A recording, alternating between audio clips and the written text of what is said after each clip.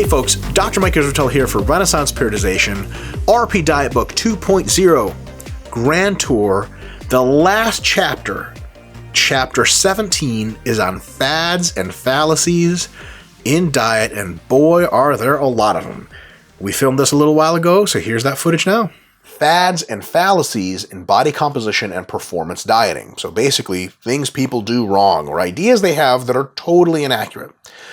How many of them are there? Well, that chapter is really big because there's over 50 in that chapter alone. Separate, distinct fallacies and errors. The thing is, for sure, without a shadow of a doubt, by the time that you see this video, there will be multiple other fads and fallacies that are popular that we couldn't include in the book because they hadn't been invented yet. Invented is a very charitable term, stumbled upon, right? So fads and fallacies will always come and go. Your critical thinking skills are going to be number one in dealing with them to make sure that you don't fall for them. But if you read this chapter and, watch this video, we can give you some basic tools to make sure that even if you don't know about a diet strategy, you can kind of filter it to see if it's a fad or fallacy. There's a couple of big general trends in which fads and fallacies fall into. I'm going to talk about them real quick and give a couple of examples. If you want more details, the book is your guide. First general trend of how fads and fallacies in diet tend to operate is the naturalistic fallacy. The assumption that because something is natural, it is good for you, that it has to be good for you, that it has to be good for your body, that it has to be good for your health, that it has to enhance performance. Can natural things be good? Totally. Whole grains, fruits, veggies, the whole 9 yards, awesome stuff.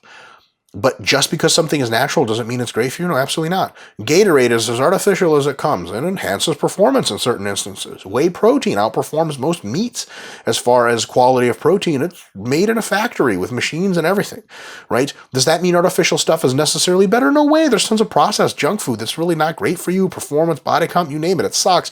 But that basically means that the naturalistic fallacy is a fallacy because we can't use it as a dependable rule, right?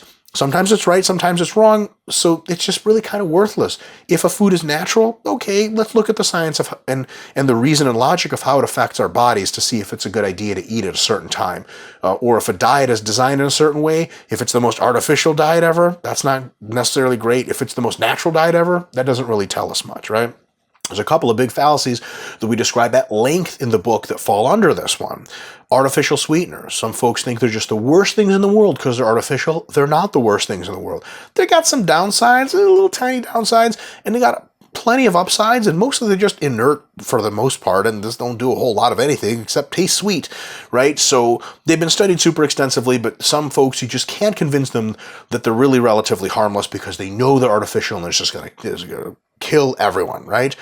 It's just clearly not the case with artificial sweeteners, so some logic would be a really good thing there. Genetically modified foods. As of the recording of this video and the time of this writing, there are 0 instances of GMO foods in some systematic way causing problems for health, performance, body comp, you name it. Except people hate them for no conceivable reason whatsoever, except for the naturalistic fallacy. Almost a pure exception, or a pure demonstration of that fallacy. Lastly, organic food. Organic food has one empirically confirmed difference from conventional food. It's not health, it's not nutrient content, it's not safety, and it's not even how the food tastes. It's price. It's almost always more expensive. Now, some organic food is better, some conventional food is better. In the end, it all pretty much washes out. If you want more details on that, the book has tons of discussion, loads of scientific references. Next big category of fads and fallacies. So how do you use these, by the way? If you notice that a fad and fallacy that doesn't even appear in the book that you hear for the first time follows one of these trends, it might still be true, but keep a skeptical eye out if it hits one of these. Here's this next one. Food group exclusion. That means that you basically cut out an entire food group because it's evil or bad. That's almost never the case. Every single macronutrient has been through this, right? There have been folks that are saying too much protein is super bad for you, you don't need it, doesn't enhance performance, doesn't add health, it subtracts from your health, so on and so forth. There's huge anti-carb zealots that think carbs just cause you to be fat, and just cause all kinds of disease, and if you just lower them or reduce them, you'll be great. That's also false. Anti-fat, back in the 80s and 90s, fat was like the demon nutrient. Like if you ordered a steak at a restaurant in front of other well-meaning people and it had like a glob of fat in it, you ate that fat, people thought you were on some kind of suicidal mission or something like that. It turns out that in moderation, and more particularly within certain boundaries and in a caloric balance with physical activity, there really are no demon foods. Some foods have their time and place, some foods are on average better than others, but there's really no categorical way to say, this food ingredient is just straight up awful, right? Especially with food groups. So if you hear someone saying, I don't know about fruits, they're probably wrong. I don't know about meats, they're probably wrong, right? So watch out for diets that say, well, there's this real one bad thing, and if you just avoid it, you'll be great. Almost certainly BS.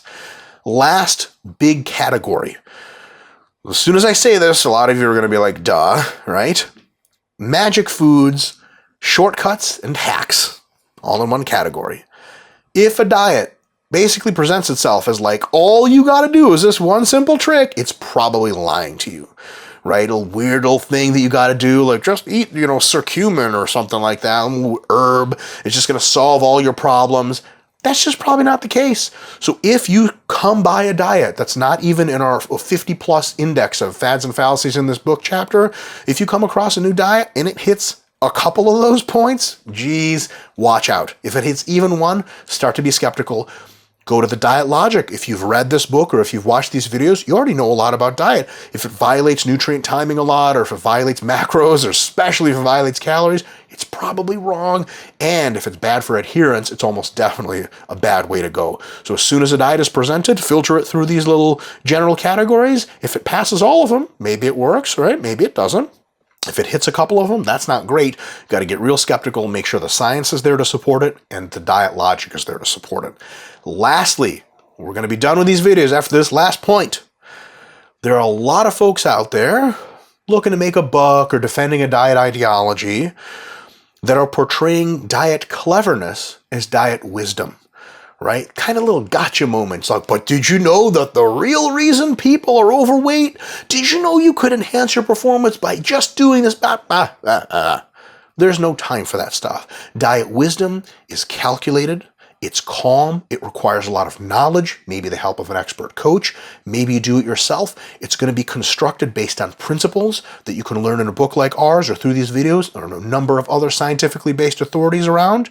It's going to be calm and calculated. It's going to take time. It's going to give you marginally better results. And if you do that over the long term, you're going to get great results. But if someone comes in there and tries to zazz you and say, hey, you know what? We can just solve this whole diet problem with this quick little thing here. Did you know that? It's probably not right. It's probably not true. Save your money for where it counts. Be logical. Be scientific. Do the right thing.